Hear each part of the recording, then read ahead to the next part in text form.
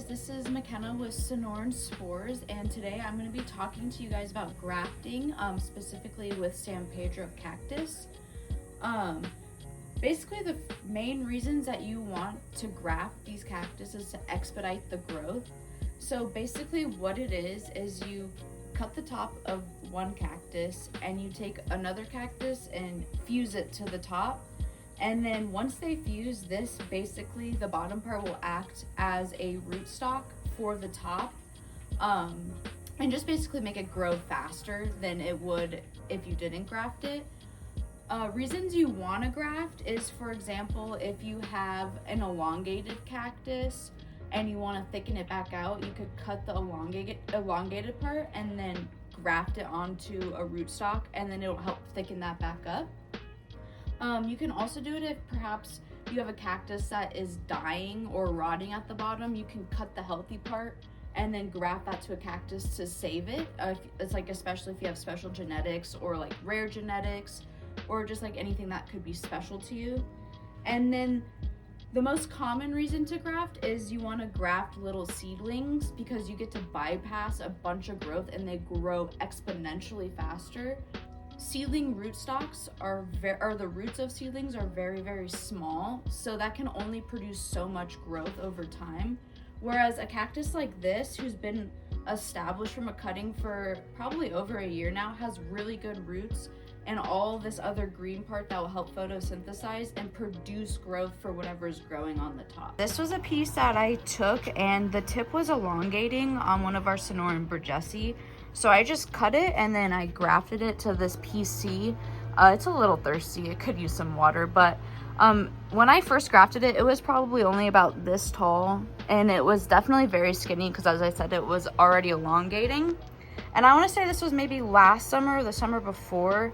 Usually I do date like when the graft was done, but I lost the tag to this one. But within a year or two, it went from just a couple inches to probably almost 2 feet, and it doesn't look elongated at all. Like, it looks like completely normal growth. This is the stuff that I'm going to be grafting today. They're a very small seedling. This is the one I'm going to do in the video. It does have roots, but I'm just going to graft it to this piece right here, this big blue TPQC on the stool here. I'm going to just graft it to expedite that growth just to see how big I can get it. And then these seedlings are, as you can see, not doing very good.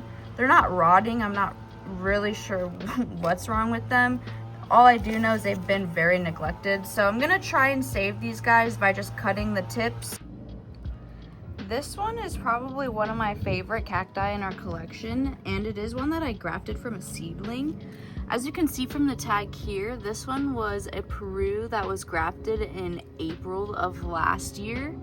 And when I grafted it, it was about the size of those other seedlings that I just showed you, so it was very small. And now, as you can see, it is big and thick and mature looking and just a gorgeous cactus. If I had just left it on its own rootstocks, it would not be nearly this size or this mature looking.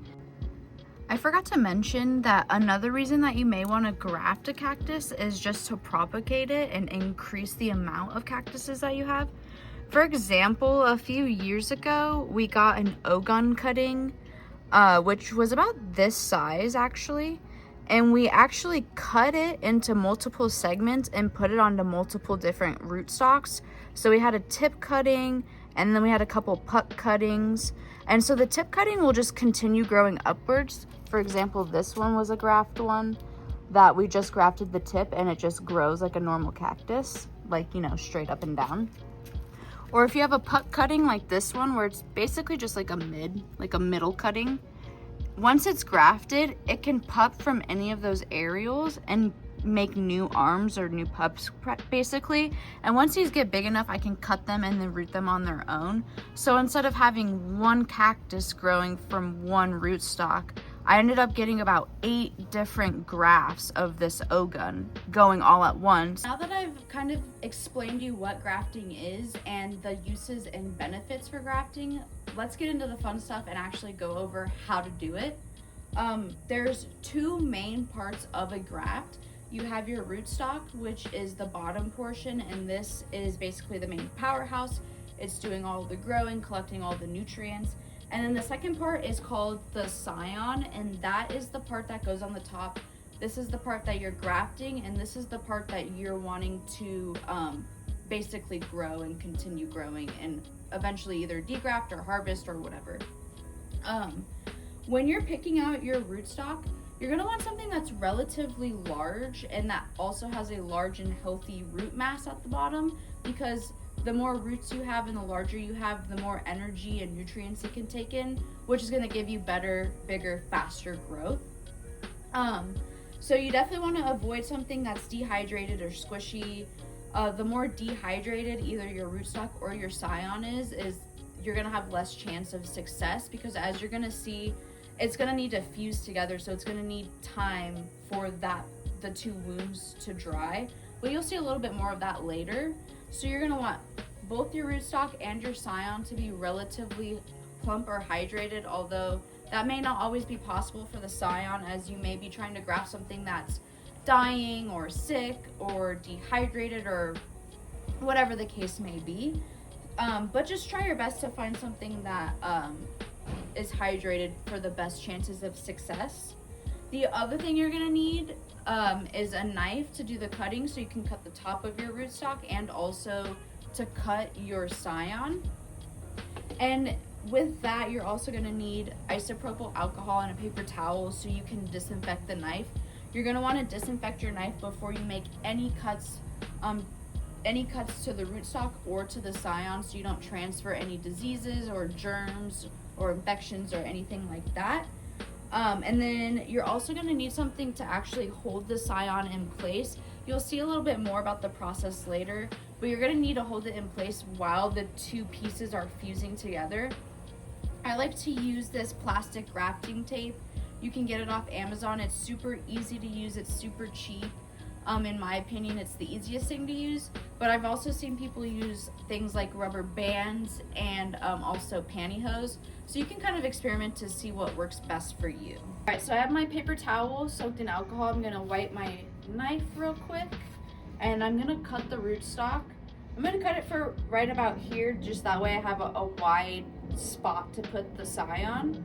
And the trick to doing this is you wanna make your cut as straight as possible. Any like unevenness or like raggedness may disrupt the connection between the two when they're fusing. So just try and make your cut as straight as you possibly can. So I'm gonna cut right here.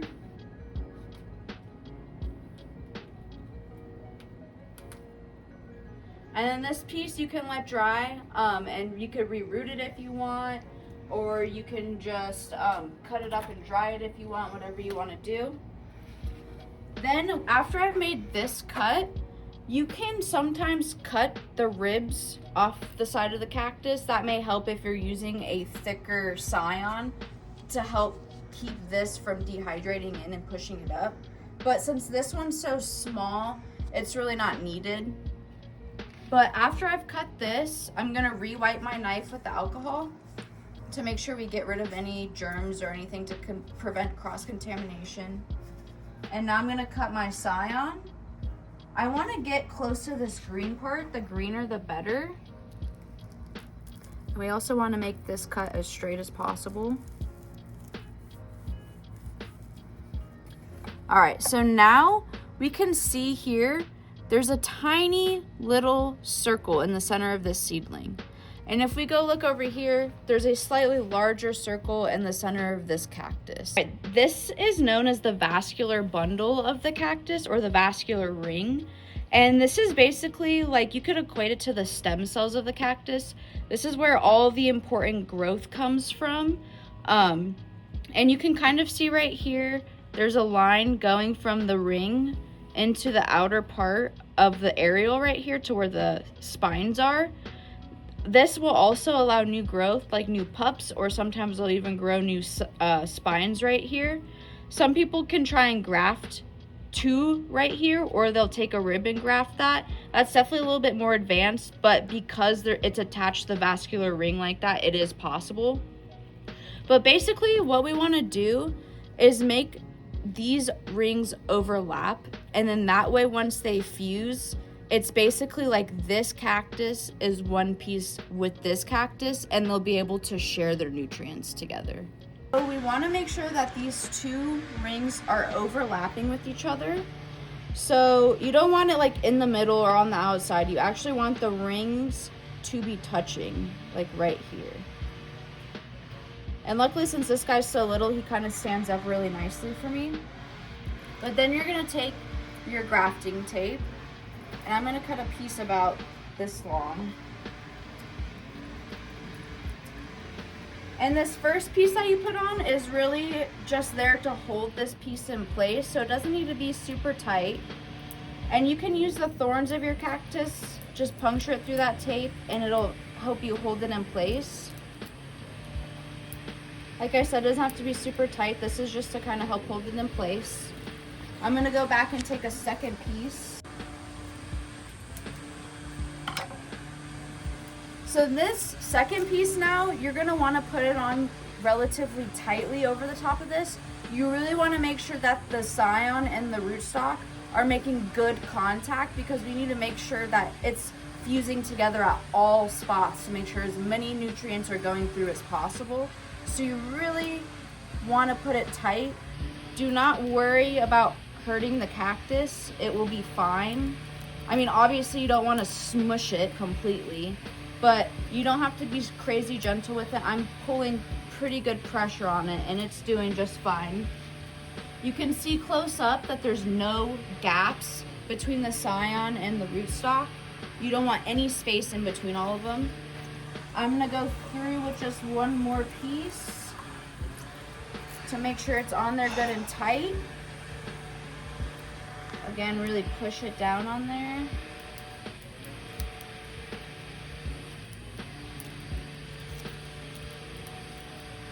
All right, and then that should be good, but I just like to go through one more time and just wrap around just to make sure it stays in place. All right, so now that it's actually taped in place right here, we're just gonna leave it for about a week. You're gonna wanna leave it in the shade. Do not put it in direct sunlight. You could damage this little guy. This little seedling is not used to direct sunlight, so you could just kill it.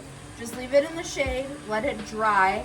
As it dries, the flesh of the two are gonna fuse together, and those rings are gonna fuse together, and then they're going to be connected as one cactus.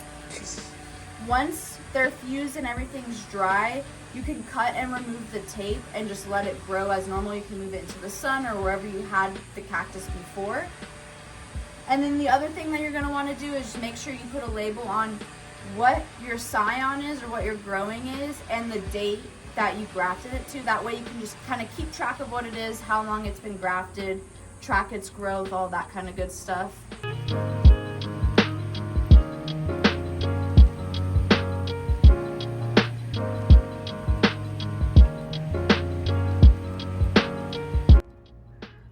Alright guys, so it's been 6 days since we grafted this guy, and I'm gonna remove the tape since it's pretty dry right here and they should be fused. So we're gonna remove the tape, make sure everything is stable and connected well, and then it'll be able to grow from here. So you just want to be gentle when you remove it, because sometimes the thorns can get stuck to the plastic and you don't want to rip it off. There we go. So it looks like we got a pretty good connection here. You can see it's not really moving off there. So yeah, in about a week or so, it'll start putting off some new growth, and in no time at all, it'll be pretty big. So I will check in with you guys later. Thanks so much for watching. I hope you learned something. If you have any questions or comments, go ahead and leave them in the comments below. Thanks guys, have a good one.